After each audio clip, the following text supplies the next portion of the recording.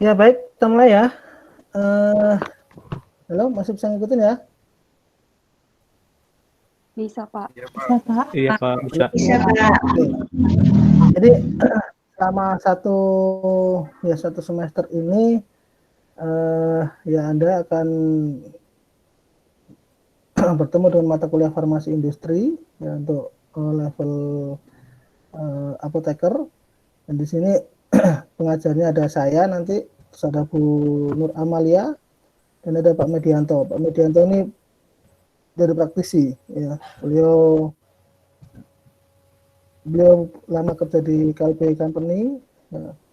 Meskipun sekarang beliau posisinya itu di Encepal ya, karena Encepal itu KLP Company, ada Encepal, ada KLP, ada Danfoss, ada Expharm dan Saka Pharma, Nova dan banyaklah KLP Company. Sekarang beliau di Encepal, atau sebelum di Encepal beliau sebagai site head ya, jadi kepala pabrik di PT Danfoss Pharma ya. Ini 2020 ini ya, ini saya, ada Pak Medi dan Bu Nur Amalia Khaironi. Mungkin yang perlu diingatkan di sini adalah ya capaian pembelajaran jelas, jadi ya namanya farmasi industri, jadi harapannya nanti begitu selesai mengikuti mata kuliah ini Anda punya bekal yang cukup, karena menurut saya materinya sudah cukup luar biasa. Juga kita hadirkan ada praktisi di sana. Harapannya adalah begitu nanti Anda lulus apoteker, ketika Anda interview atau melakukan proses admisi pendaftaran untuk bekerja di industri farmasi, Anda sudah cukup punya bekal. Jadi ya, idealnya ya, mungkin tinggal faktor bagaimana Anda berkompetisi dengan kompetitor yang lain untuk interview atau seleksi di sana. Tapi secara bekal menurut saya sudah sangat cukup dengan mata kuliah ini ya, karena sangat jauh dibandingkan dengan dulu saat satu ya gitu. Gitu. Outcome-nya ya tidak saya perundangan dan lewat dari informasi dan saya dapat sendiri ya. Saya akan menjelaskan lebih ini terkait dengan jadwal ya. Jadi nanti ini 3 SKS ya. 3 SKS berarti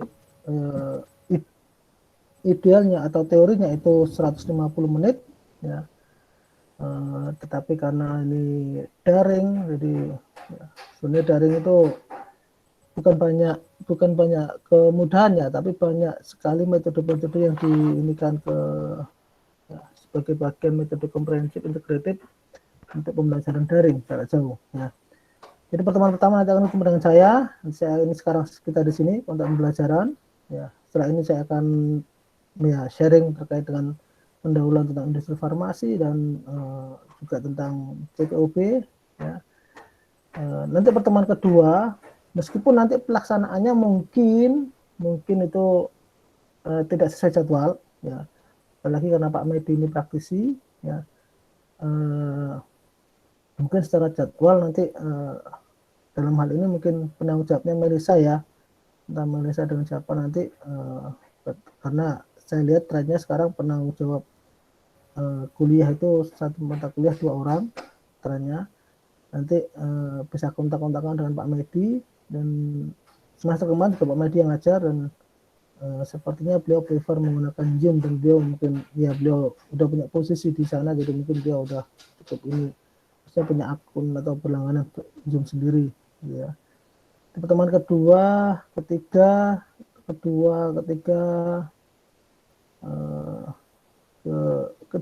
tentang quality assurance, dan ini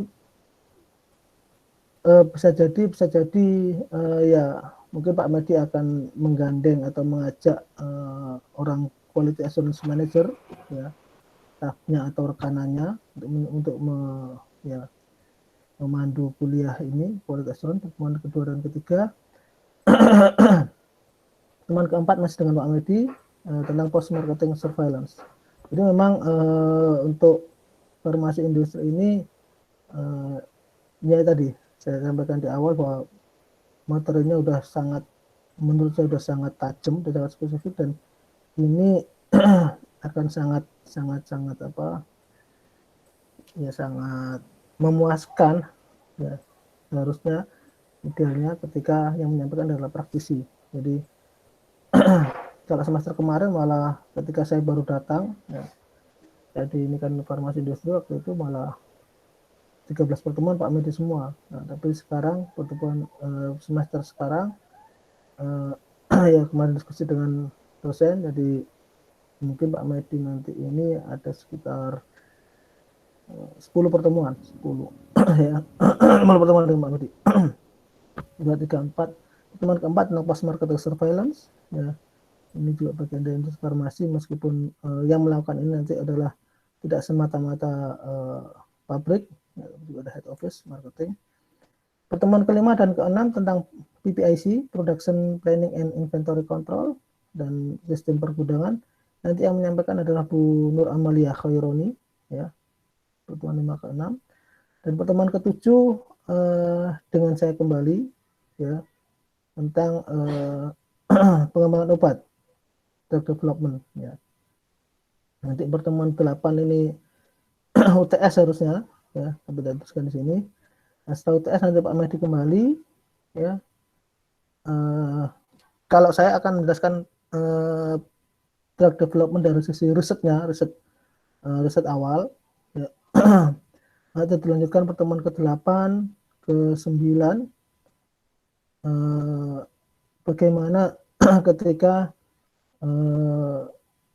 drug development itu dilakukan di industri. Jadi akan diajarkan tentang bagaimana pengembangan metode analisa, ya, tentang uji disolusi terbanding dengan 3 pH, ya. Ada juga packaging development, ya, jadi pengembangan kemasan, ya. Masuk bagaimana pelaksanaan uji PLPE dan uji klinik di pabrik di industri farmasi.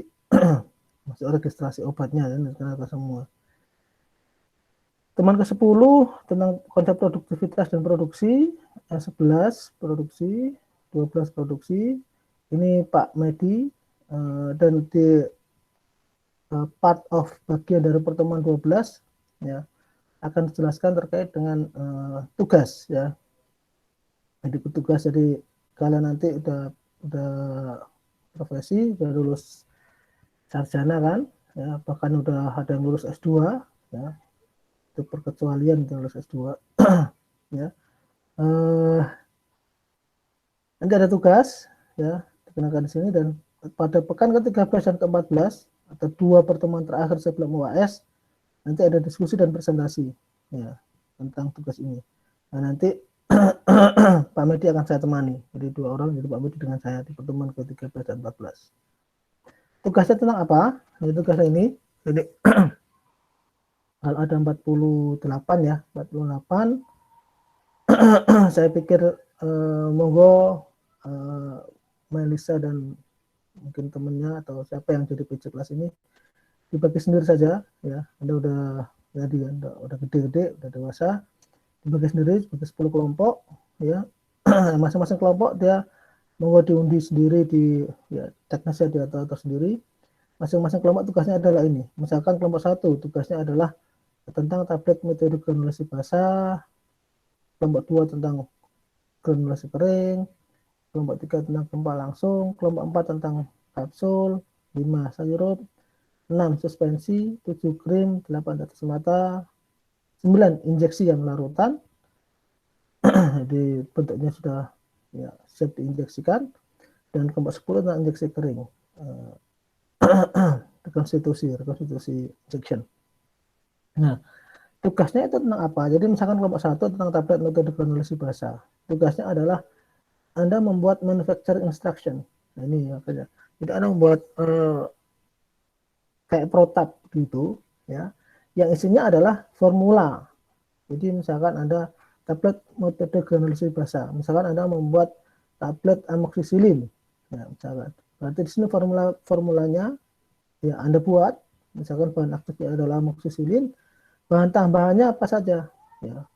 Misalkan pakai amilum apa, pati apa, pengisinya pakai apa, buat dalam satu formula, dan bahan pengemasnya, ya, dalam satu batch, karena kita bicara di sini adalah industri, dengan memperhatikan jumlah obat yang digandaki untuk dijual, ya. Misalkan Anda membuat satu batch misalkan 1 juta tablet, ya Anda kalkulasi sendiri, ya. Terus juga diperhitungkan jumlah obat yang diperlukan untuk pengujian IPC. IPC itu in process control, jadi in process control, pengawasan dalam proses. Jadi kan dalam produksi obat sediaan farmasi itu kan tahapannya ya bertahap-tahap, dan antar tahap itu ada namanya in process control, jadi pengawasan dalam proses. Bagaimana produk jadinya, dan ada return sample. Return sample itu untuk pengujian stabilitas obat, bagian dari pengujian stabilitas obat. Ya.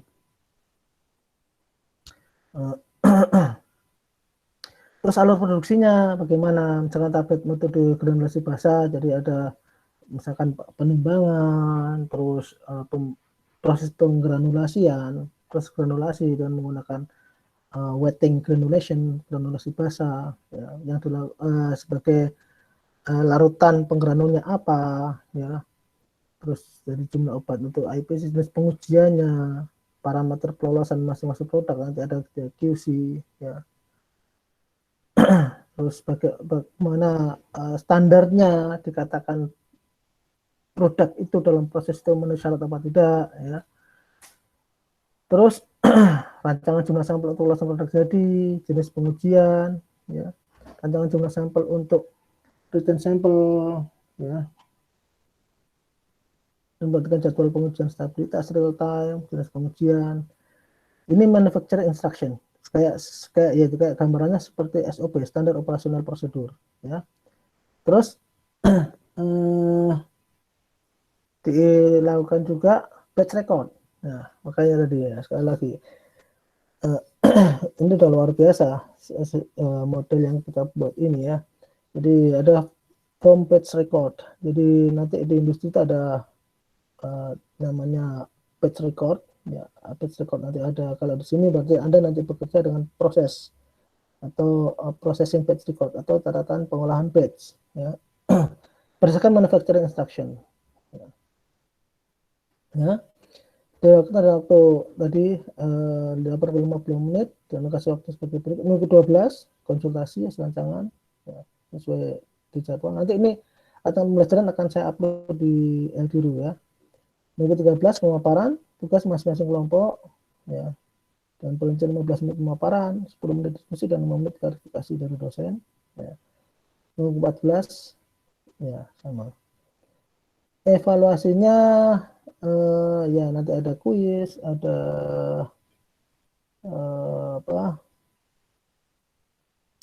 ada kuis, ada tugas nanti, ya. Nah, sistem ujian ada UTS, ada UAS. Nah, sistem penilaian ini, ya, ini mungkin agak berbeda dengan tahun lalu. Jadi itu ya kalau di industri yang sangat-sangat harus diperhatikan adalah namanya continual improvement. Jadi perbaikan yang berkelanjutan, ya, yang berketerusan. Jadi komponen penilaiannya keaktifan, ya, ini sebagai penghargaan, ya, atas kehadiran, dan ya harapannya keaktifan kalian 5%, plus 5%, UTS 30, UAS 30, tugas rancangan 20%, dan tugas diskusi presentasi 10%. Karena ya Anda ada masa apoteker, perlu juga kita tekankan untuk bagaimana menyampaikan ide, menyampaikan pendapat melalui presentasi. Apalagi misalkan nanti Anda yang misalkan tertarik dengan misalkan dunia industri, tapi yang bukan di pabrik, ya, misalkan di marketing. Marketing ada, ya, atau di head office-nya kan ada registrasi, ada benar-benar marketing, ada business development. Itu kan bagaimana Anda bisa mempresentasikan suatu dokumen atau suatu produk dan bisa meyakinkan kepada audiensnya, ya. Ini pedoman penilaiannya, ya. Ya, harapannya at least minimal AP lah ya nilainya, mudah-mudahan. Ini referensinya, kalau bisa di ini kan nanti akan saya ini kan. Ada yang tanyakan sampai sini? Halo? Ada yang tanyakan? Melisa mana Melisa?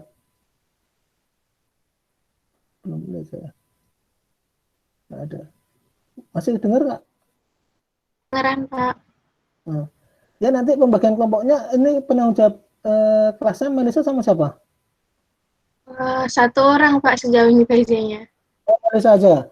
Iya, Ya, nanti Pak. ya dibantu Pak Hendra lah ya. Itu udah tahu kan Pak Hendra itu mahasiswa apoteker KW itu ya. Iya, Pak.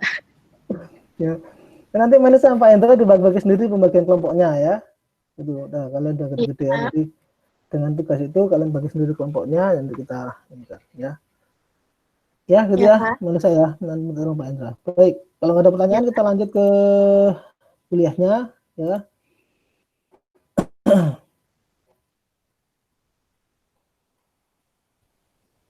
Ya, ya sesuai dengan rancangan pelajaran tadi tentang ya introduction atau pendahuluan tentang farmasi industri atau industri farmasi, dan nanti di sini juga akan saya ini kan sekelas tentang CPOP atau Good Manufacturing Practice. Ini mungkin ada yang belum ini saya. Nah, sebenarnya ada satu lagi YouTube ya, nanti saya ini kan di YouTube saya. Ini foto saya ketika saya di Basel ya. Kapan bisa ke sana lagi ya? Jadi enak di ya. Baik, ini CV saya ya, sekilas. Jadi ada yang minta approve dia. Bentar.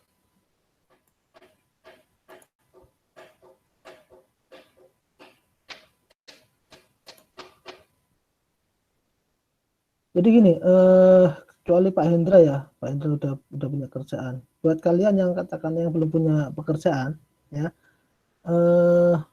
saya sarankan ya sekarang medsos itu menurut saya penting ya, media sosial itu penting. Tentunya ya bagaimana kita ya seperti ibaratnya medsos itu seperti ya seperti senjata, seperti ya alat komunikasi lah, bagaimana kita menggunakannya. Asal tidak berlebihan, lebay, dan itu menurut saya sesuatu yang penting.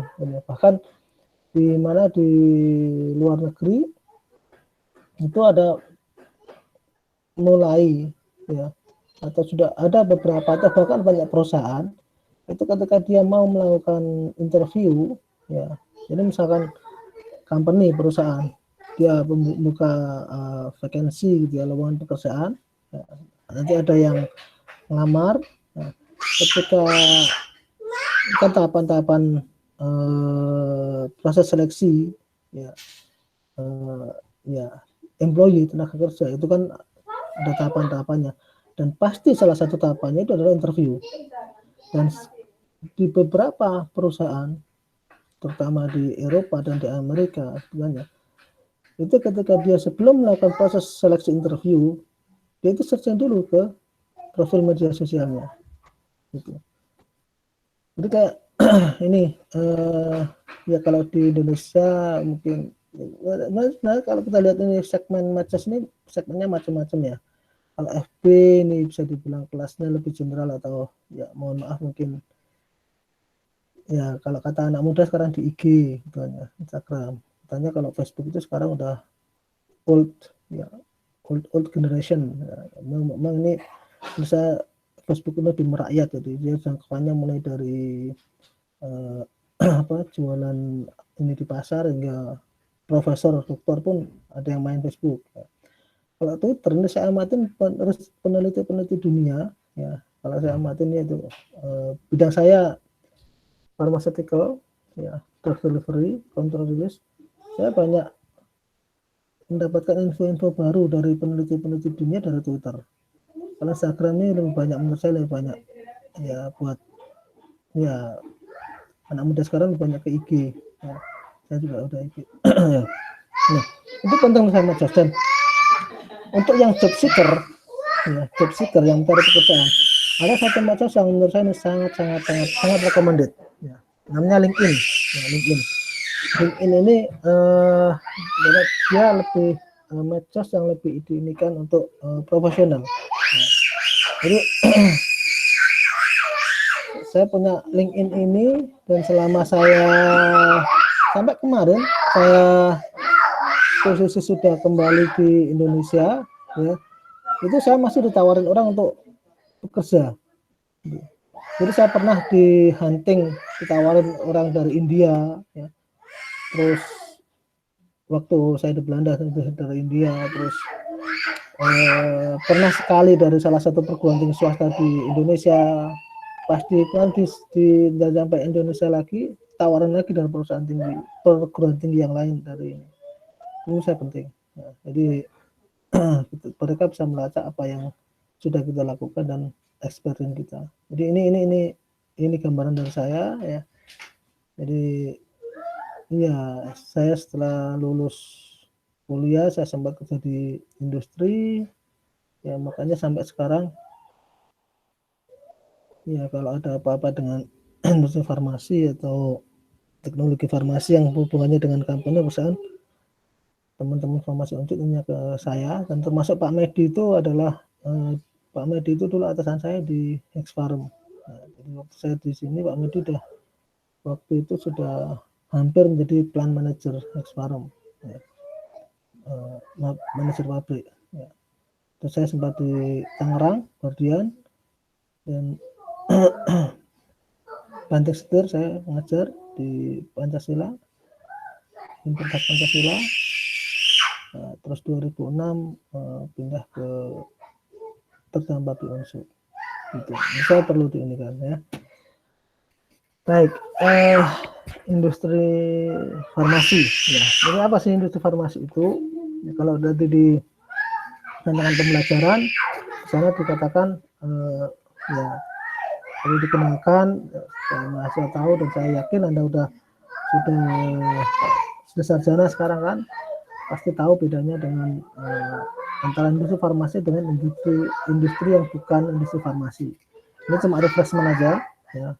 Makanya di sini ada aktivitasnya apa. Jadi ada aktivitas di industri farmasi itu adalah mengkonversi atau membuat ya suatu sediaan farmasi ya, dari raw material. Nah, tentunya raw materialnya ini tidak sembarangan raw material ya, sangat ketat di industri farmasi. Jadi tadi saya di rancangan pembelajaran saya sampaikan namanya IPC. Jadi IPC itu in process control, itu dalam setiap tahap proses yang terjadi di industri farmasi itu dilakukan itu IPC, in process control, pengecekan di sana. Ya. Jadi termasuk di sini. Ketika bahan raw material datang, ya, itu tidak bisa langsung dipakai untuk proses produksi berikutnya. Ya. Masuk ini.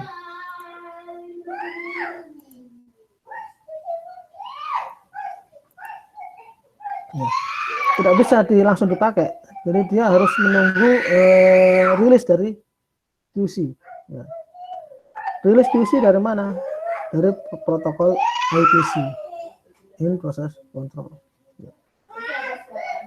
Ya, atau namanya adalah manufacturing, ya, pembuatan, fabrikasi, development, pengembangan, marketing, pemasaran, distribusi produk obat, yang termasuk di sana adalah penjaminan mutu. Seluruh aktivitas ini adalah benar-benar dijamin. Nah, ini CPOB terakhir 2018, CPOB 2018 itu lebih integrated bagaimana memastikan mutu dari seluruh tahapan yang terjadi terkait dengan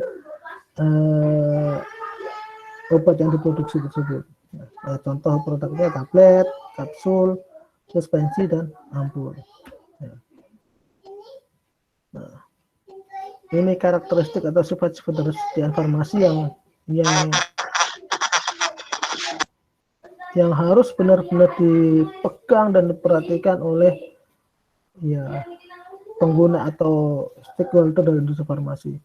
Stabilitas, bioavailabilitas, persediaan hayati, ya, stabilitas ini terkait dengan ya stabilitas. Jadi kalau produknya itu nggak stabil, ya ketika produk itu nggak stabil, dia mengalami degradasi, tentunya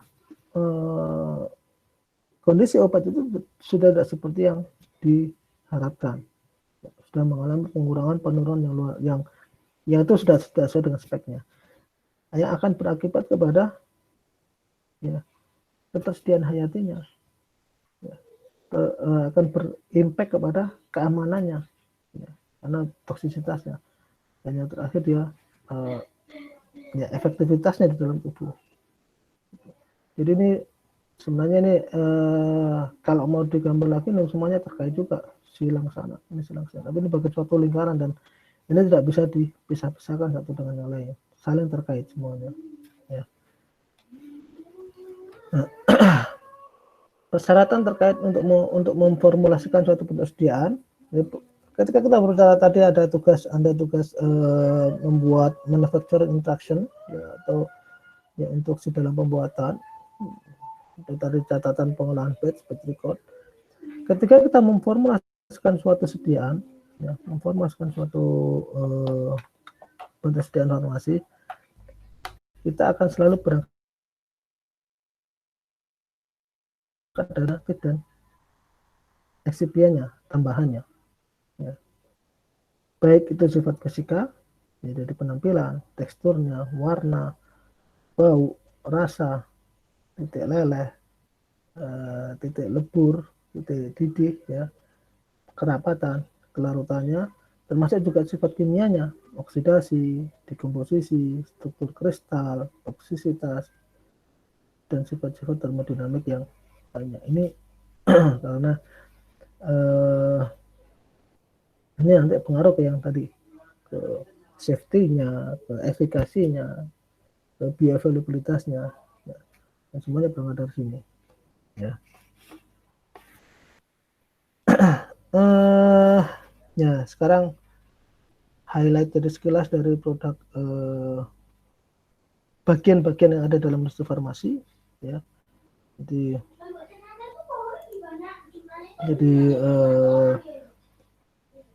ya, departemen dalam industri obat diantaranya adalah departemen R&D, Research and Development. Ada kalau di Indonesia ada ininya adalah departemen Litbang, penelitian dan pengembangan. Ya. Ini foto anak saya ya. Ketika jadi kita jalan-jalan di Belanda itu ada kayak apa ya kayak rumah ya kayak taman pintar kayak ya wisata wahana pengetahuan gitu. Nah, ini ya anak saya bereksperimen di sini. Yang pertama adalah dari skala kecil ya, pilot project departemen ya. Jadi riset-riset terkait dalam skala yang kecil. Nah, ini itu riset departemen R&D ini ya, dia riset dalam skala kecil, dia bertanggung jawab penuh terhadap formula dari suatu persediaan farmasi dan ya bisa dibilang R&D ini adalah Wikipedia-nya di pabrik ya. Jadi pada kenyataannya apalagi di Indonesia ketika ada sesuatu yang baru cemplungin dulu di R&D ya. Kalau di Indonesia ada yang namanya emang R&D departemen, ada yang namanya Litbang, penelitian dan pengembangan, dan juga yang namanya Prodev, Product and Development. Ini kalau di luar ya, dia menemukan obat baru, obat baru seperti Evotas, Atanazavir dan Copistat yang digunakan untuk HIV/AIDS, dan dia mengecek sifat farmakologi, lalu transfer ke departemen pengembangan hingga di develop menjadi suatu obat yang baru. Produksi, departemen produksi ya dia men-scale up ya, dari ketika sudah di R&D udah good, udah bagus, udah semuanya oke, ya. Nah, dia di scale up. Ketika masih tahapan awal scale up, produksi tetap harus berkoordinasi dengan R&D karena ya untuk antisipasi. Jadi terkadang ketika dalam skala kecil, ya, skala pilot, hasilnya bagus, ya. Tapi ketika masuk di scale up, belum tentu hasilnya sebagus seperti di skala kecil atau skala pilot. ya, sehingga biasanya untuk tahapan awal ketika scale up produksi itu dari departemen produksi selalu berkoordinasi dengan departemen R&D. Departemen produksi juga bertanggung jawab pada produksi ya skala besar itu dibutuhkan ya, tenaga kerja yang terlatih. Ya. Contohnya, ya, misalnya tenaga kerja di sana dia harus paham area untuk produksi tablet, kapsul, ampul, dan larutan-larutan.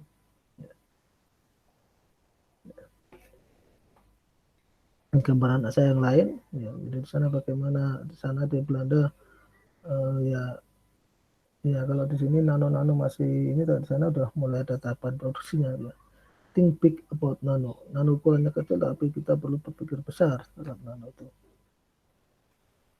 Departemen quality control, ya, departemen pengawasan mutu, ya, laboratorium pengawasan mutu, dia adalah departemen evaluasi.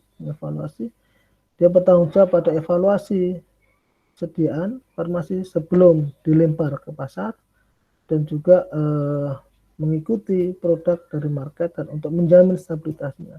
Jadi ya namanya quality control, pengawasan mutu. Jadi dia yang menjaga mutu dari produk itu baik sebelum dilempar atau setelah dilempar. Karena tadi ada retain sample. Jadi retain sample itu mengetahui stabilitas produk setelah dilempar di pasar. Misal menjamin adanya perbedaan antara batch dari perusahaan yang sama ya dalam ketika evaluasinya telah accepted, terima. Ya. Nah, mungkin agak yang diinikan adalah ketika berbicara farmasi industri mungkin banyak dari kita itu berkonotasinya langsung berpikiran bahwa farmasi industri atau industri farmasi itu ya cuma di pabrik saja. Ternyata ya kenyataan di lapangan ketika kita berbicara industri farmasi itu kita nggak bisa lepas dari marketing, pemasaran, karena itu satu kesatuan. Makanya kalau ya industri farmasi biasanya dia punya biasanya seringnya dipisah ya, karena misalkan kayak Kalbi Pharma dia head office-nya di daerah Jakarta Pusat, Cempaka Putih ya di sana. Tapi terkait dengan plannya, pabriknya dia di Cikarang. Ya, karena memang secara GMP, Good Manufacturing Practice atau GPOP, cara pembuatan obat yang baik, itu persyaratan untuk membuat pabrik farmasi itu tidak bisa asal bikin, harus ada persyaratan jarak dengan masyarakat, bagaimana kondisi di lingkungan sekitarnya, ya, karena ketika pabrik itu kan ada faktor bising, suara, ada faktor polusi, ya, lingkungan. Nah, marketing departemen pemasaran ini juga bagian penting atau terintegrasi dari industri farmasi. Ya, dia bertanggung jawab pada pemasaran obat pada farmasi, apotek dan rumah sakit. Ya. Ini kalau ya buat yang berjiwa persuasif atau berjiwa ini dunia marketing farmasi itu juga cukup menjanjikan. Ya. Banyak beberapa alumni farmasi Unsud yang masih bertahan juga di marketing ya. Kalau nggak salah temennya Pak Hendra itu masih ada itu si siapa? Saya amatin di Facebooknya itu kukuh dia. Dan ini terkait karir di industri farmasi ya.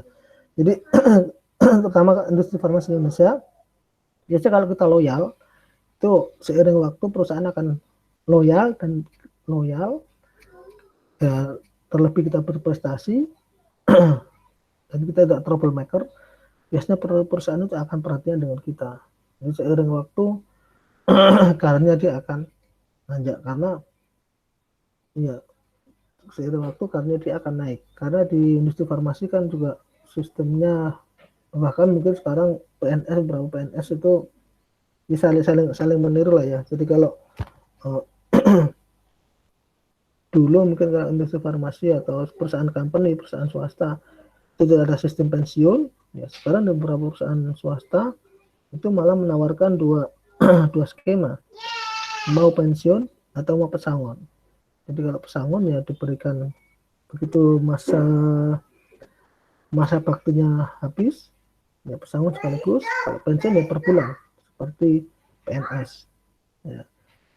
Tapi kalau dari sisi budaya kerja, sekarang banyak PNS yang meniru perusahaan swasta. Jadi tapi kalau terkait dengan penjenjangan karir, ya kalau mau fair ya swasta lebih fair. Gitu. Jadi kayak kemarin ketika beberapa hari yang lalu kami diunsur ini kan dengan yang namanya SKP, Satuan Kinerja Pegawai. Ya. Oh, kalau saya dulu ketika saya kerja di swasta, ya itu adalah ya, saya kerja di perusahaan farmasi kan 2003 sampai 2005 ya.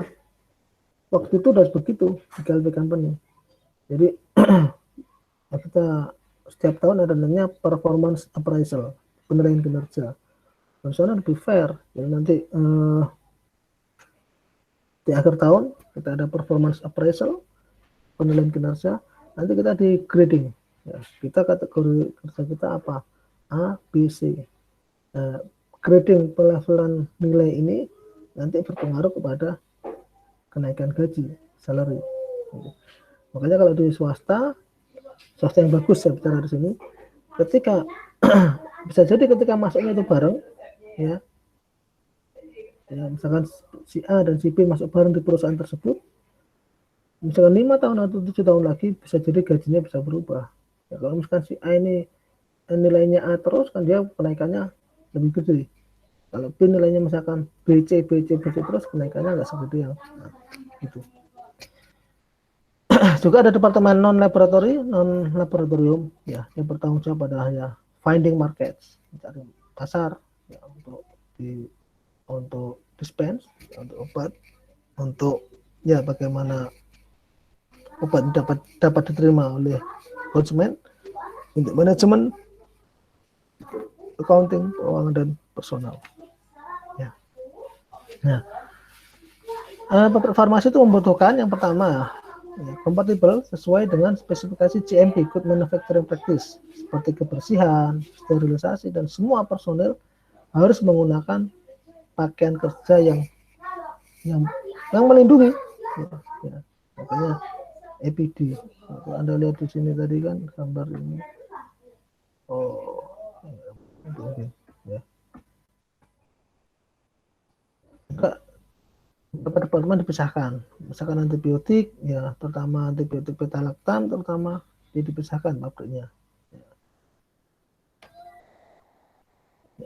Ini peralatan yang digunakan dalam laboratorium, ya ini peralatan untuk tablet, ada mixer pencampuran, ada kubik mixer, ya, pelepatan serbuk dan granul, ya, double cone mixer, ya, dry and free, serbuk yang mengalir, serbuk kering yang mengalir bebas, ya, mixer V-shape, mixer berbentuk V, ya, serbuk atau granul yang tidak kental, ya, mixer berbentuk Z, ya, ini untuk serbuk dan granul, ya, pencampur suppositoria, ya. Ada juga mixer pencampur ribbon, ya, itu untuk granulasi basah. Ya. Ini gambar peralatan yang ini, ya, tablet equipment terutama untuk granulasi, ya, ini V-mixer, ya. Ini untuk pencampuran cairan, ini untuk granulasi basah, ya, granulasi basah. Berikutnya alat yang umumnya ada di pabrik juga adalah pengayak. Ya. Seperti kita ketahui, tujuan pengayakan adalah untuk mendapatkan ukuran partikel yang seragam. Ya.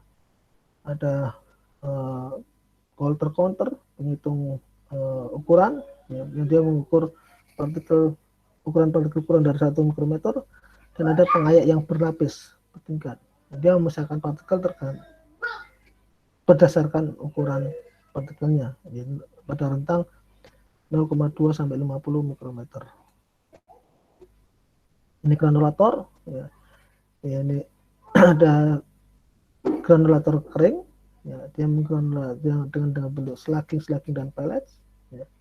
Dan juga ada granulator basah, ya, dia suspensi granulasi, emulsi dispersi. Ini dia untuk granulasi basah. Ini adalah alat yang biasanya digunakan untuk membuat larutan pengikatnya untuk menggranulkannya, untuk menggranulkannya. Dan ini biasanya adalah alat untuk membuat granulasi kering. Mesin tablet komposisinya, bagian-bagiannya ada hopper, ya, ini untuk menstoring, ya, material untuk, ya, tempatnya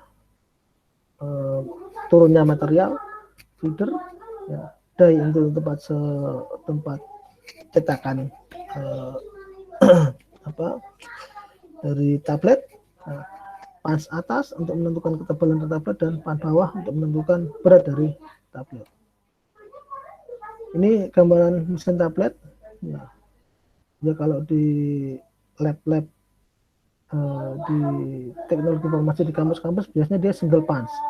Kalau ini dia multi punch, ya, main compression roll. Nah, jadi tergantung, ada yang 19, ada yang 35, bahkan kalau yang mesin tablet besar mungkin tablet besar jumlahnya, mesin tablet besar misalnya jumlah punches and die-nya, ya, bisa mungkin sampai 100-an. Ini coating pen, ya, ini ya, untuk membuat larutan, untuk mengcoating, untuk menyalut, ya, adalah untuk menghasilkan, ya, coating yang seragam pada tablet, baik itu untuk lapisan gula atau lapisan tipis, ya. Kan tablet salut itu ada tablet salut sugar coating, ada film coating. Jadi kalau film coating biasanya untuk yang dia disalut dengan polimer tertentu. Biasanya dia seringnya kalau di aplikasinya adalah untuk enteric coating, ya. Jadi beberapa obat yang dia nggak tahan dengan asam lambung, dia di coat, ya, sehingga ketika melalui saluran pencernaan dia stabil terhadap asam lambung. Nah, itu film coating. Ini polishing drum, untuk memboles, untuk mengilatkan, ya, menambahkan material polishing selama mengoperasikan drumnya. Ya. Peralatan evaluasi, ya, ada dua quality control untuk menentukan tablet yang sudah dibuat, ya, apakah memenuhi standar apa tidak. Ada namanya flow meter untuk mengukur aliran dari tablet itu. Ada flame photometer, ya, untuk mengukur konsentrasi atau jumlah ion seperti kalium dan natrium. Dan juga ada hardness tester, alat untuk mengukur kekerasan tablet. Ini hardness tester yang manual, Monsano, tipe Monsano, ya, Monsano, ya, dan ada yang electrical. Tapi umumnya, ya, sepanjang dulu waktu ketika saya masih kerja di industri, ya, pertama untuk IPC, operator masih senang pakai yang ini karena kan secara harga juga nggak terlalu mahal, dan ini lebih, ya, buat operator lebih simple penggunaannya, ya. Ini untuk defibrillator, ya, ketika tabletnya itu terlalu rapuh dia akan retak secara cepat, ya. Jadi defibrillator untuk mengukur viabilitas dari tablet. Kalau tabletnya cukup kuat, cukup solid, ya, tidak akan retak, dia cukup kuat. Ada juga alat disintegrasi, ya. Jadi dia untuk mengukur waktu yang diperlukan disintegrasi, waktu hancur, ya. Nah, waktu hancur tablet umumnya berarti tablet non yang bukan yang suku, bukan yang coating atau bukan tablet yang pelepasan yang dimodifikasi, jadi pelepasan yang konvensional, ya. Itu diharapkan dia waktu hancurnya antara 15 sampai 30 menit.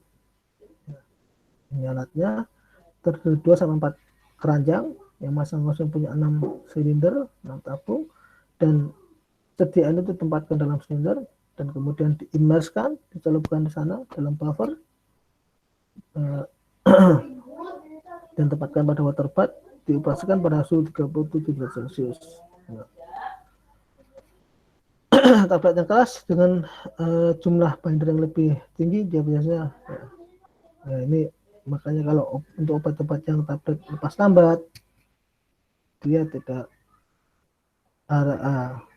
harapannya dia waktu hancurnya lebih dari ini, jadi dia cukup kuat, dia tidak cepat hancur. Ini adalah tablet yang konvensional.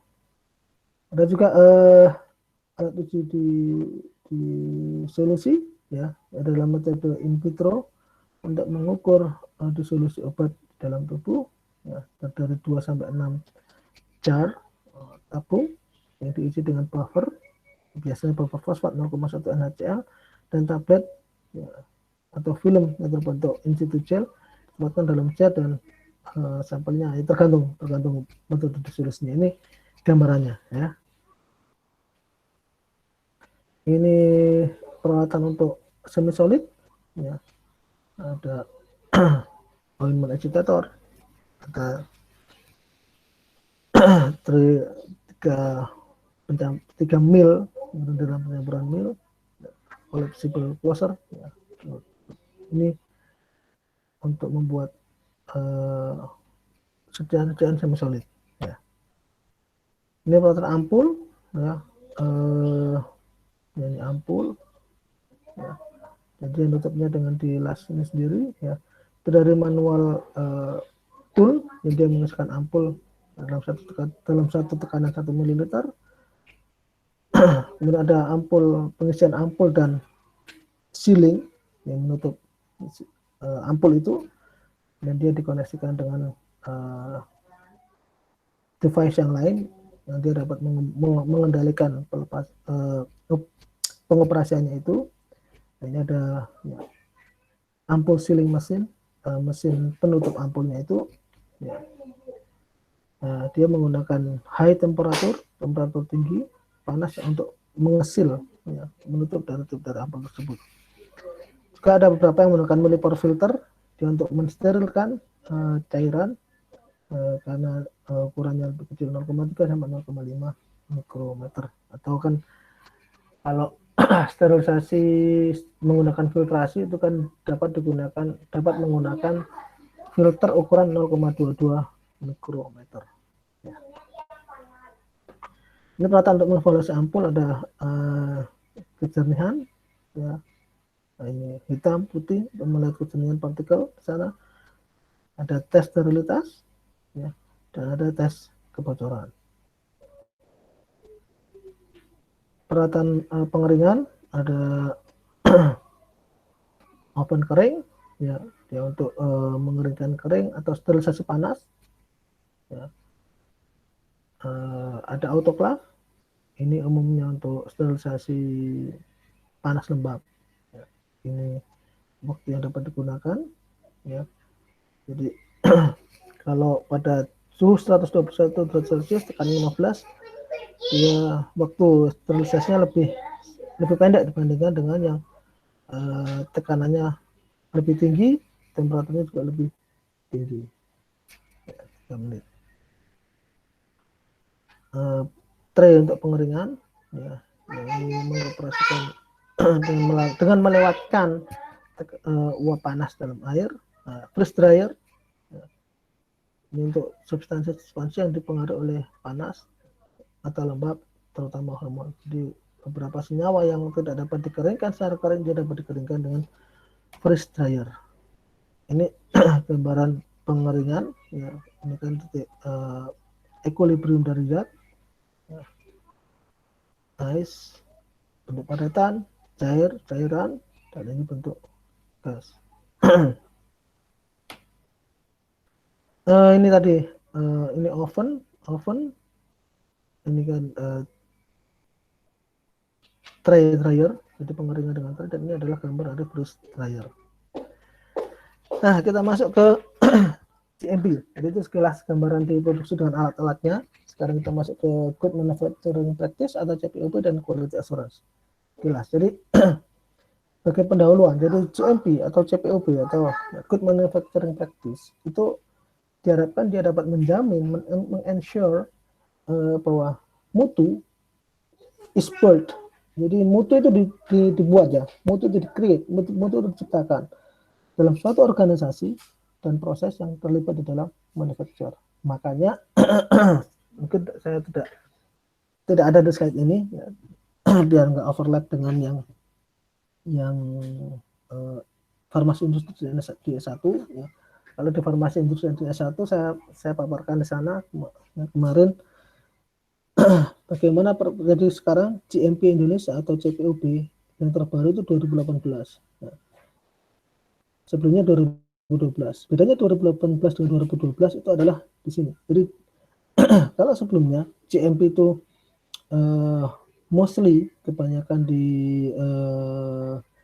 processing di sana ya, atau ya quality systemnya di sana. Kalau yang 2018 dia lebih integrated, lebih luas, lebih cakupannya. Jadi dia benar-benar organization and processing and everything that involved in the process ya, semuanya. CMP ya atau CPOP itu meliputi seluruh aspek dari pembuatan termasuk pengumpulan, transportasi, processing, storage, penyimpanan, QC, quality control, dan penghantaran dari produk-produk akhir. Ya. Ini CMP, bagian dari QA yang menjamin bahwa produk itu konsisten, ya, produknya konsisten dan mampu mengendalikan standar mutu ya, sesuai ketika akan digunakan. Jadi GMP adalah bagian terintegrasi dari QA. Ini quality assurance, GMP ini quality control. Ya. Ya. Nah, apa sih sebenarnya bedanya QC dan QA? Ya. QC itu adalah bagian dari GMP yang mana dia concern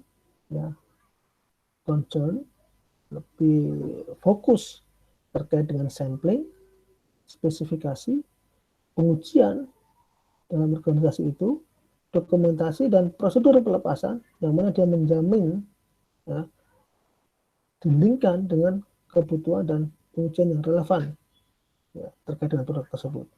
Sementara QA atau quality assurance atau pemastian mutu, penjaminan mutu ya, itu adalah jumlah total dari organisasi yang terlibat yang terkait dengan objek, dan dia diharapkan adalah menjamin bahwa produk itu memenuhi dari persyaratan mutu terhadap produk yang akan digunakan tersebut. Jadi QA cakupannya lebih komprehensif, lebih integrated. QC atau melibatkan teknik-teknik laboratorium operasional dan aktivitas yang digunakan untuk memenuhi persyaratan mutu. QA, jadi semua yang direncanakan atau tindakan-tindakan sistematis yang diperlukan untuk menghasilkan produk yang cukup meyakinkan secara keamanan dan dia memenuhi kebutuhan dari mutu, persyaratan mutu itu. Ya, QC is laboratory based, jadi QC lebih based on berdasarkan dari laboratorium, sementara QA itu berdasarkan dari perusahaan. Ya. GMP kan besar, nah, dia di-breakdown dalam meskipun dalam kenyataannya itu GMP itu satu, misalnya, tapi dalam praktek di industri farmasi ya itu ada sedikit treatment yang lebih spesifik, misalkan untuk yang sediaan padat lebih spesifik ke sana karena karakter proses pembuatan sediaan padat dengan sediaan semi solid, juga liquid, parenteral, Ayurvedic ini obat-obatan India atau di kita jamu, ya. P teknologi, nutraceutical, dan cosmeceutical, dan homeopathic medicine ini ya semuanya punya kekhasan, ya tidak bisa di. Makanya dalam prakteknya ada sedikit treatment yang lebih spesifik ya untuk GMP di padat, semi solid, liquid, parenteral, jamu, bioteknologi, nutraceutical, dan cosmeceutical, homeopathic. Ya. Meskipun ya GMP-nya satu. Ya. Nah, GMP itu arti sebenarnya adalah good manufacturing practice, tapi juga bisa dipanjangkan juga good management practice. Ya. Juga bisa get more point, get more profit. Kenapa? Ketika produk itu bagus mutunya, bagus produknya, harapannya kan salesnya naik, sales penjualannya. Ketika salesnya naik, keuntungannya akan naik. Sehingga GMP also is meaning as get more profit. Ya. Dan di industri, waktu saya dulu bekerja, masuk di industri farmasi, gaji itu bisa sampai 14 sampai 15 tergantung perusahaannya. Jadi jadi di industri farmasi itu ada ya THR biasanya gaji ke-13, dan ada juga tunjangan akhir tahun juga 1 kali gaji. Ya. Ada juga yang tunjangan akhir tahun yaitu 2 kali gaji tergantung bonusnya. Jadi get more profit. GMP also meaning give more production, akan lebih banyak produksi. Ya. Dan GMP ini, kelihatan GMP itu ya it's funny. Tidak ada yang menyedihkan di sana. Jadi harus dilakukan dengan happy. Ini 10 prinsip GMP yang mirip-mirip dengan CPOB ya, karena emang jadi gini, bisa dibilang CPOB kita itu kan mengikuti dari GMP FDA, Food and Drug Administration dari US dan Amerika. 10 prinsip GMP yang pertama, desain dan konstruksi dari fasilitas dan peralatan yang lengkap, harus mengikuti prosedur yang tertulis dan instruksinya, dokumen kerja, memvalidasi kerja, selalu memonitor fasilitas dan peralatannya, menulis step by step prosedur operasional dan instruksi bekerja. Jadi kalau di industri farmasi ya harusnya di perusahaan-perusahaan yang lain atau termasuk di ya atau di instruksi bekerja yang lain harusnya begitu. Tulis apa yang kamu lakukan, lakukan apa yang kamu tulis. Seperti ini, write step by step operating procedure and work on instruction.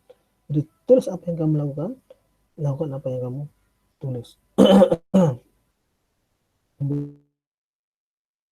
Itu mendemonstrasikan kompetensi kerjaan, melindungi terhadap kontaminasi, mengendalikan komponen dan produk yang terkait dengan proses, dan ada melakukan audit yang terencana dan secara periodik. Beyond GMP,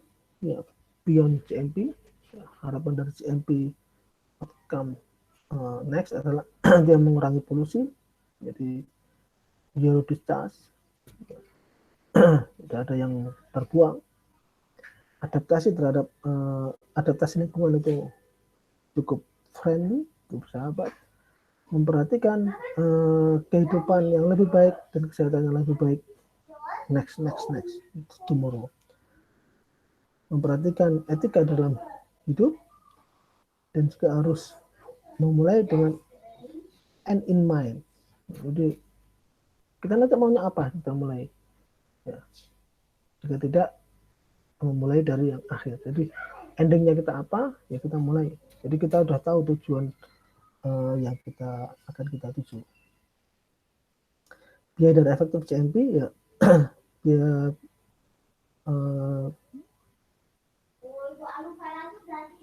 dari GMP ini adalah memperhatikan manfaat atau ya positif dari GMP atau quality assurance.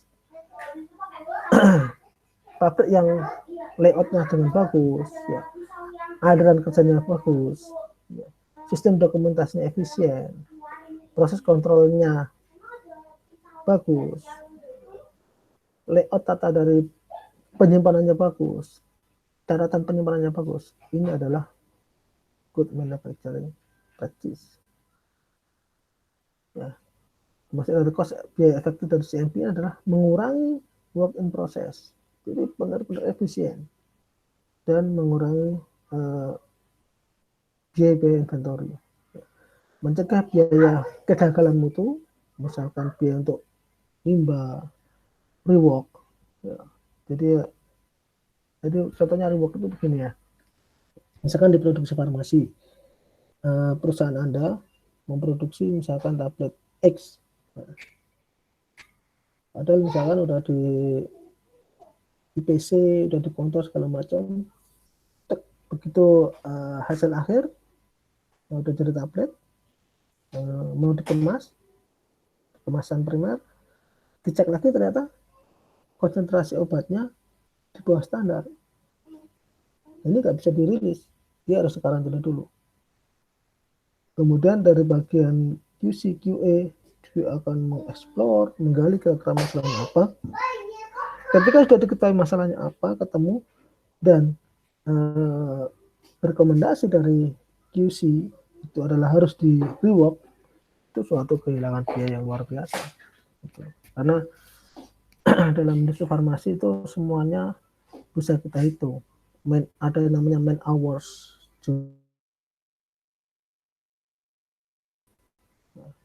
Tinggal kita kalikan berapa rupiah kalau kita di Indonesia yang harus kita tanggung ketika kita harus melakukan rework. Rework masih di pabrik. Kalau recall ini lebih ngeri karena produk udah di market, udah di pasar.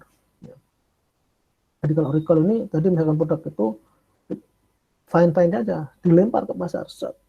Ketika udah dilempar di pasar, udah terdistribusikan di pasar, ternyata ada yang komplain, tabletnya begini, diverifikasi oleh bagian QC QA, oh benar ada masalah di sini, tarik produk semua dari pasar, biayanya jauh lebih besar. Dan kompensasi konsumen dan kehilangan dari reputasi perusahaan. Jadi biaya atau GMP ini secara efektif dia akan menghindari ya biaya kegagalan, mencegah terjadinya biaya kegagalan mutu. Ya. Dalam hal ini adalah biaya limbah, ya, sampah. Tidak ada lagi rework, tidak ada recall, dan juga tidak ada lagi ya, kompensasi konsumer karena kegagalan kita, dan juga ya reputasi perusahaan tetap terjaga. Daftar dari dokumen penting dari GMP adalah polisi kebijakan, SOP, standar operasional prosedur, spesifikasi, MFR, master formula record, catatan formula master, PMR, batch manufacturing records, catatan pembuatan batch, ya, meskipun nanti ada proses, ada pengolahan, ada pengemasan, manuals, ya, cara manuals bicara ke ini ke alat, ya, master plans, files, protokol validasi, formulir form dan format dan pencatatan atau penyimpanan. Bagaimana GMP itu berbeda dari ya, dari beberapa negara. Ya. Jadi pada level yang tinggi GMP itu bervariasi dari negara dan pun cukup mirip. Ya. Karena ya kenapa bisa begitu? Karena equipment, peralatan dan fasilitas yang didesain dan dijaga dan dibersihkan itu tentunya berbeda. SOP itu ditulis dan di-approve dan an independent quality unit, jadi seperti QC dan QA, dan juga terkait dengan personal yang well trained dan manajemen. Persyaratan basic dari GMP adalah semua proses manufacturing itu didefinisikan secara clear, direview secara sistematis, dan menunjukkan kemampuan secara konsisten dari perusahaan farmasi itu terkait dengan persyaratan mutunya dan penyesuaian dengan spesifikasinya. Tahapan kritis dari proses dan perubahan signifikan terkait dengan proses itu divalidasi dan semua divalidasi. Kenapa GMP itu important, penting ya? Karena obat yang mutunya itu rendah itu akan mempunyai substansi toksik yang ini ya tidak diharapkan. Ya. Obat yang mengandung sedikit atau tidak ada sama sekali ingredient yang komposisi yang clean ini tidak akan memberikan efek terapeutik yang diinginkan. Ya. Jadi semua kebutuhan fasilitas atau sumber daya untuk GMP harus disediakan, ya, adequate, jadi cukup, qualified, dan personal yang cukup terlatih. Kondisi yang suitable, ya, space yang cukup, lokasi yang cocok, ya, higienis personal yang bagus dan sanitasi yang bagus, equipment yang cocok sesuai dan pelayanan. Personil, ya. Personil itu bagian yang sangat ini juga dari kita bicara GMP. Ya. Jadi staf yang mumpuni, yang relevan dengan pengetahuan, pengalaman dan kapabilitasnya, ya, itu tentunya yang dicari. Ya. Production dan QC dikepalai oleh orang yang berbeda. Ya, baik itu yang bertanggung jawab satu dengan lain untuk menjaga, ya, tanggung jawab dan otoritas dari masing-masing personil itu di-clearkan job-nya, ya. Dan pelatihan pada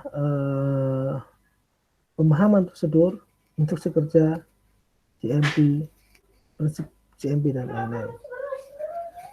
Kualifikasi personil, jadi semua person itu di-engage, ya, benar-benar di-linkkan, di-engage, di-endorse dalam manufacture, processing, packaging, dan juga dalam hal pembuatan dari produk obat. Pelatihan dan pengalaman atau kombinasi-kombinasi yang sama yang ini dapat menghasilkan orang yang membentuk, ya, sesuai dengan itu juga. Kompetensi dan personal yang qualified itu harapkan adalah mampu memenuhi dan untuk menjamin apa yang akan kita harapkan, ya. Jadi tanggung jawab seluruh staf harus dipahami dan dicatat secara jelas. Seluruh personil yang ya, itu diharapkan mampu mengikuti training relevan sesuai dengan. Jadi dalam CPOB ada aspek, makanya personil satu aspek tersendiri dan dia harus benar-benar perhatikan. Dan ketika personil ini tidak semata-mata ini, ya, well trained, good skilled, well skilled, ya, tapi juga terkait dengan kesehatannya. Ya. Di sini banyak skillnya itu. Training should be structured and continuous, ya. Dicatat berdasarkan SOP dan lain-lain. Ya. Ya, ini supaya agak melek, ya. Ini foto saya dengan teman-teman saya seruangan di sana. Wah, jadi kangen saya dengan teman-teman saya di sana. Ya. Ya, 3 kunci personal. Halo, masih pada ini? So, nah, anak ini bagian salah satu bagian core of the core, ya. Yang mungkin kalian harus ini kan. Ya.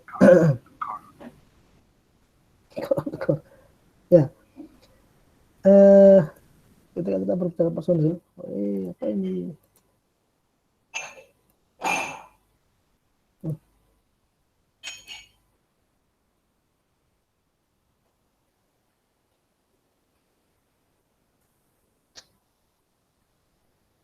Nah, 3 personil kunci, kepala produksi, kepala QC, dan kepala QA. Nah, ini yang pengen saya ingatkan. Jadi ini yang membedakan antara industri farmasi atau antara industri farmasi di Indonesia dengan industri farmasi di luar negeri. Dalam hal ini saya contohnya adalah Belanda, ya, karena ya meskipun saya ini orang Indonesia, ini orang Jerman. Ya. Jadi di Belanda, ya, yang namanya industri farmasi itu kepala produksi, kepala QC atau kepala QA-nya itu tidak mempersyaratkan harus farmasis, harus apoteker. Jadi di sana industri farmasi itu ya sama-sama pakai GMP, cuma CPOP, ya istilahnya GMP, tapi tidak ada persyaratan harus farmasis bla bla bla. Jadi bisa jadi mungkin di industri farmasi di sana ini farmasinya nggak banyak atau bekerja, jadi tidak menjadi kepala di sini seperti ini. Tetapi yang namanya farmasis, apoteker di Belanda itu jadi ketika kita berbicara farmasis atau apoteker itu mereka udah langsung berarti kerjanya di rumah sakit, di klinik atau di community, ya itu farmasis atau apoteker di Belanda.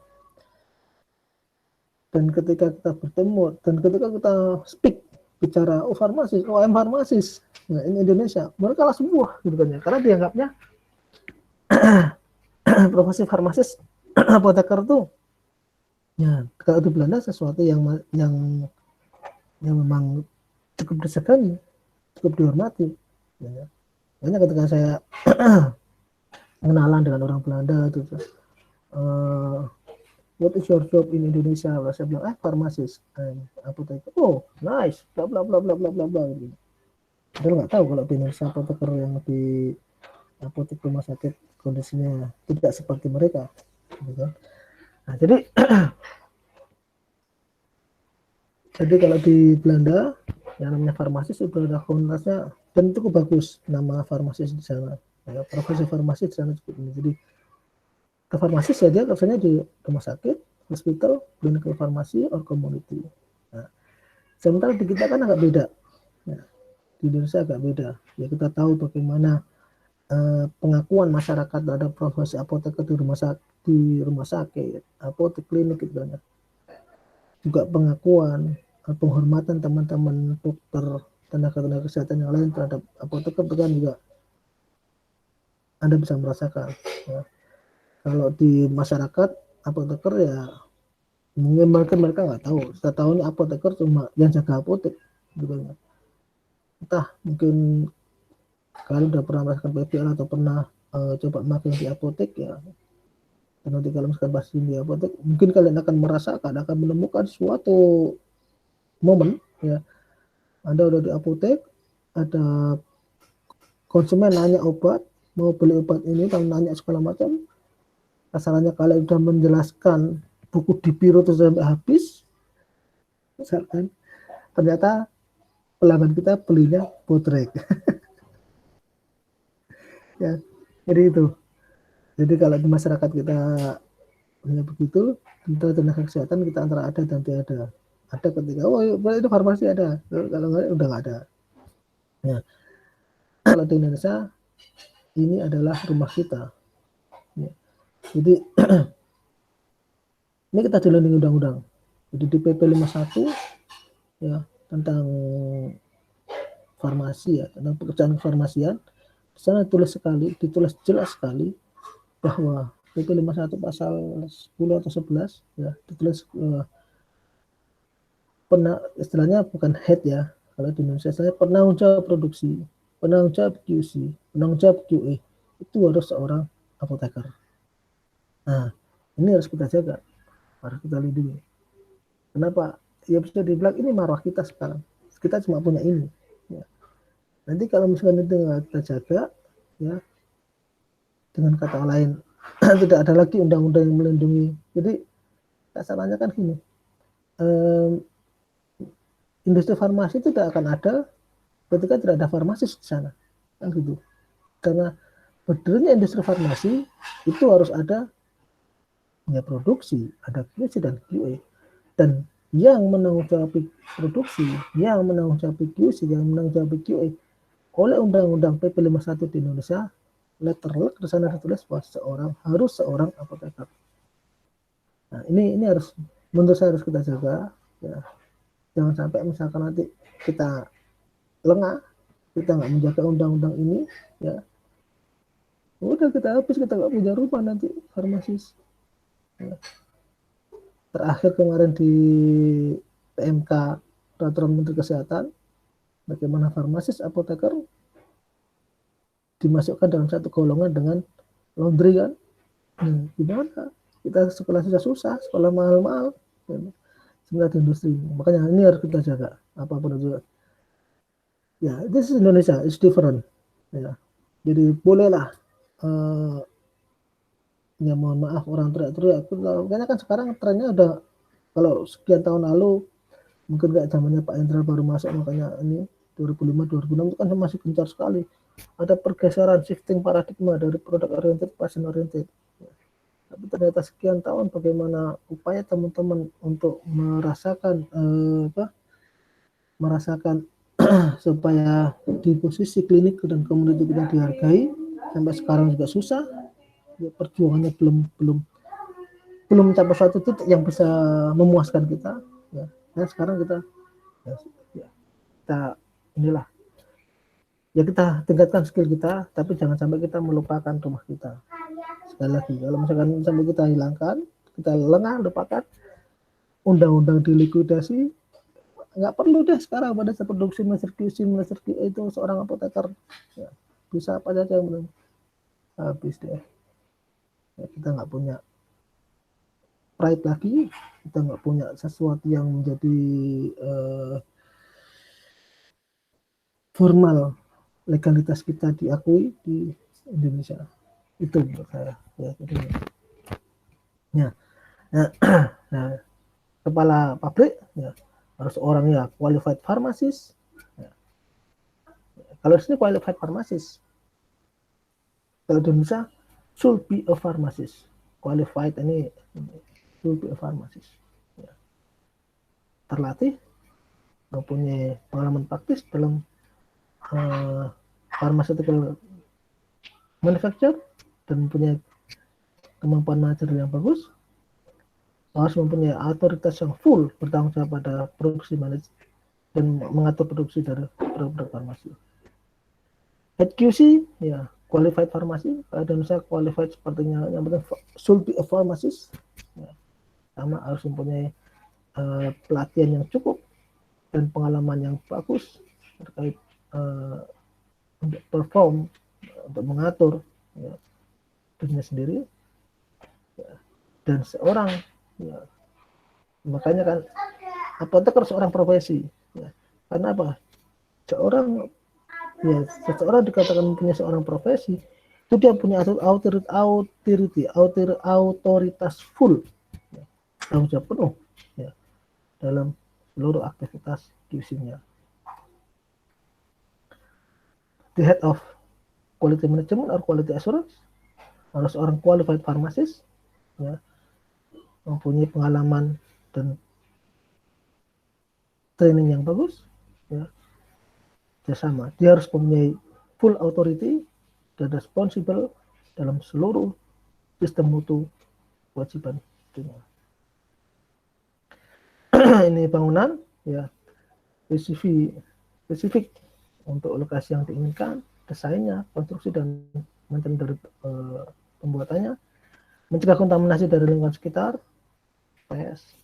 mencegah tercampurnya material dan produk, fasilitas seperti toilet, ruang ganti, sampling area dan QC laboratori, jadi harus berisikan aktivitas tertentu, dinding, ceiling, drains, dan air dan air exhaust ini harus juga diperhatikan, dan juga storage area. Nah, tadi terkait pabriknya harus lokasinya harus sesuai, desain, konstruksi, dan maintenance untuk manufacturnya. Pabriknya harus benar juga didefinisikan secara jelas aktivitasnya, ya, dindingnya, ventilasi, pipe work, ya, pencahayaan juga harus pastikan. Ya, pastikan pemisahan fisik toilet dan laboratorium QC dari produksi. Bangunan dan fasilitas, desain, pencahayaan, ventilasi, filtrasi udara, pemanasan udara dan cooling, plumbing, sampah, pencucian, washing, sanitasi, maintenance. Ya, desain dan konstruksi, ya, beberapa bangunan yaitu digunakan dalam manufacture, pembuatan, processing, packaging, membuat suatu produk. Ya, ukurannya harus sesuai, konstruksinya dan lokasinya benar-benar harus dipastikan, ya, kebersihannya, keterawatannya, dan operasi-operasi lain yang proper, yang lengkap. Nah, ini kita lihat nih, kalau di farmasi, ya, begini, kepalanya harus tutupin, harus pakai masker, harus pakai sarung tangan, apalagi dengan tablet. Ya. Ini kalau di ini industri kayaknya di gray area, jadi tekanan udara pun harus dipastikan di sini, ruangannya harus nggak boleh ada siku di sana. Ya.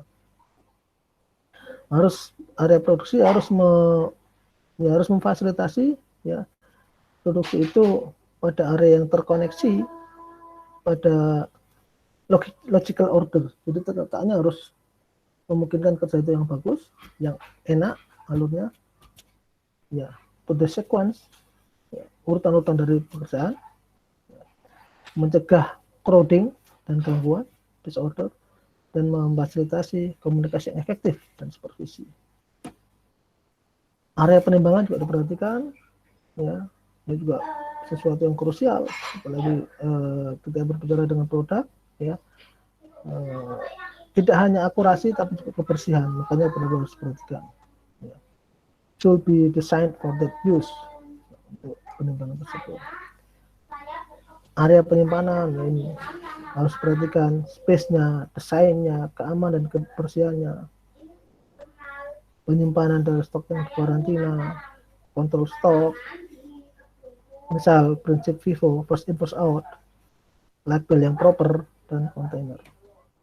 Ventilasi, filtrasi udara, ya, jadi QC area, ya, untuk operasi yang sesuai dan melakukan sana harus terpisah dari area produksi. Area itu mana metode-metode tes biologi atau radioisotop, ya, harus dipisahkan. Ruang antara harus diperhatikan juga, ya, untuk memfasilitasi, ya, itu industri farmasi ketat, tapi kita tetap harus menjaga supaya personil karyawan itu nyaman, istirahatnya, rest, refreshment. Jadi ada ruangan khusus untuk istirahat, untuk refreshment, untuk penyegaran, dan harus dipisahkan dengan produksi dan QC laboratorium. Fasilitas untuk mengganti pakaian. Nah, jadi kalau di industri farmasi perlu diperhatikan sampai, ya, saya dulu kerja di pabrik itu setiap hari karyawan itu dapat jatah susu untuk menjaga, ya, supaya menjaga kondisi tetap sehat, bugar, dan happy. CGMP, current good manufacturing practice. Ya, ini biasanya kalau misalkan ada sesuatu yang baru terkait dengan perkembangan CMP, ada yang CGMP. Kenapa? Karena konsep CPOB itu dinamis. Ya, harus disesuaikan waktu ke waktu. Ya, perkembangan manufaktur farmasi, ya, perlu penyesuaian persyaratan CPOB. Ya, itu mungkin dari yang bisa saya sharekan.